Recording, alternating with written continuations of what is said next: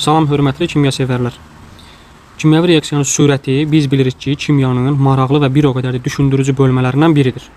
Və indi kimyəvi reaksiyanın sürətinə aid olan bu sualın izahına baxaq. Bizə reaksiya vermişdir. A plus 2B alınır D maddəsi. Şərtdə deyir, sistemində tarazlıq halında bütün maddələrin qatılığı eynidir. Reakt tarazlıq sabiti 16-ya, yəni ki, artıq biz bildik nə? K bərabərdir 16. Bərabər olarsa B-nin tarazlıq qatılığını və B-nin başlanğıc qatılığını hesablayın. Aha, tez yazırıq başlanğıc sərf olunan tarazlıq. Deyir ki, tarazlıq halında bütün maddələrin qatılığı eynidir. Onda tarazlıq sabitləri bunların tarazlıq qatılıqları nə olacaq? Eyni olacaq hamısının. X. Bəs onda bizim K-nı da verir, tarazlıq sabitini də verir 16. Tarazlıq sabiti K nəyə bərabərdir bu düsturda? D bölünsün, A vurulsun B-nin kvadratına. Yerinə qoyaq 16 bərabərdir. X bölünsün, X vurulsun X-in kvadratı. Burada X-ları ixtisar aparırıq. Yerdə qalır neçə?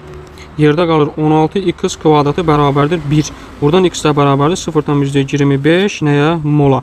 Deməli bunların hər birinin tarazlıq sabiti neçə oldu? 0,20 tarazlıq qatılıqları daha doğrusu 0,25 oldu.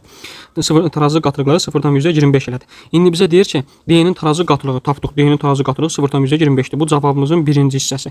Bəs ikinci cavabda nədir? Reaksiyada B-nin başlanğıc qatılığını hesablayın. Başlanğıc qatılıq nəyə bərabərdir? Sərf olunan ilə tarazlıq qatılıqları cəminə. Birinci tənasüb qurmalıyıq. Əgər D-nin tarazlıq qatılığı 0,25 olanda onda B-də neçə olub?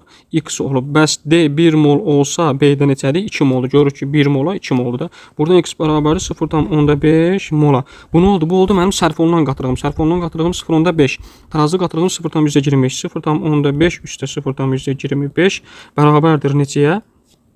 0,75-ə. Vəssalam 75 mola. Bu da oldu nə? Mənim başlanğıc qatılığım 0,75 mol. Bəli.